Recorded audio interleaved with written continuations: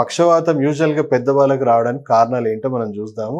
మనకు 3 heat junctions ఉన్నాయి. ఒకటి మన cardiovascular system, digestive system, urinary system.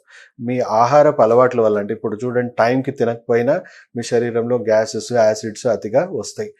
Wrong foods తిన్నా కూడా దానివల్ల మీకు డైజెస్టివ్ సిస్టంలో ఎక్కువగా టాక్సిన్స్ అనేవి ఎక్కువ అవుతాయి, యాసిడ్స్ ఇవన్నీ ఎక్కువగా పెరుగుతూ ఉంటాయి. ఇప్పుడు కూల్ డ్రింక్స్ కానీ, లేకపోతే స్మోకింగ్, ఆల్కహాల్, గుట్కా, డ్రగ్స్, లేకపోతే జంక్ ఫుడ్స్, మనం తినే రకరకాల జంక్ ఫుడ్స్ రకరకాల కారణాల వల్ల, లేదా మానసిక ఒత్తిడి వల్ల కూడా మన గుండెకి సంబంధించిన కొంచెం మార్పులు అనేవి స్టార్ట్ అవుతుంది. శరీరం మెల్లిమెల్లిగా యాసిడిక్గా మారిపోతుంది. నిద్రలేమి సమస్య వల్ల కూడా శరీరం యాసిడిక్గా మారే అవకాశం ఉంది. సో శరీరం యాసిడిక్గా మారి శరీరంలో ఈ విండ్ హీట్, డాంప్ హీట్, అంటే శరీరంలో ఒక రకమైన వేడి, దాన్ని మనం ఇన్ఫ్లమేషన్ అంటాం. ఆ ఇన్ఫ్లమేషన్స్ అనేవి మన శరీరంలో తయారవుతూ ఉంటాయి. సో మన డైజెస్టివ్ సిస్టంలో మనం టైంకి తినకపోయినా, రాంగ్ ఫుడ్స్ తిన్నా, ఆ ఇన్ఫ్లమేషన్స్ అన్నీ కూడా మన గుండెకి, మన మెదడుకి, మన వెన్నుపూసకి అంతా తగులుతూ ఉంటుంది. అలాగే రాంగ్ ఫుడ్స్ తినడం వల్ల మన యూరినరీ బ్లాడర్ నుంచి కూడా కిడ్నీలోనో లేకపోతే యూరినరీ బ్లాడర్లోనో సమస్యలు వచ్చి వెన్నుపూస డ్యామేజ్ చేసుకుంటూ మీ బ్రెయిన్ దాకా కూడా ఆ హీట్, ఇన్ఫ్లమేషన్ అంతా తగులుతూ ఉంటుంది.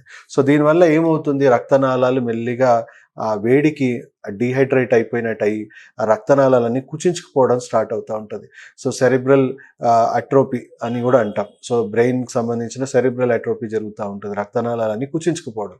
సో కుచించుకుపోయి ఒక స్టేజ్ వచ్చాక రక్తం ఆడడమే ఆగిపోయి, సో ఇప్పుడు రైట్ సైడ్ బ్రెయిన్లో సెరిబ్రల్ అట్రోపీ కానీ వచ్చింది అనుకోండి, లెఫ్ట్ సైడ్ పడిపోవడము, లెఫ్ట్ సైడ్ బ్రెయిన్లో అయిందనుకోండి రైట్ సైడ్ పడిపోవడం, సెరిబ్రల్ అట్రోపీ అవ్వడము, లేదా హీమోరేజ్ అవ్వడం. అంటే బ్రెయిన్ బ్లడ్ వెజల్స్ ఎంత డ్యామేజ్ అయిపోయిందంటే రప్చర్ అయిపోయి బ్లీడింగ్ అనేది అయిపోయి రక్తం మొత్తం కూడా బ్లాక్ అయిపోవడము.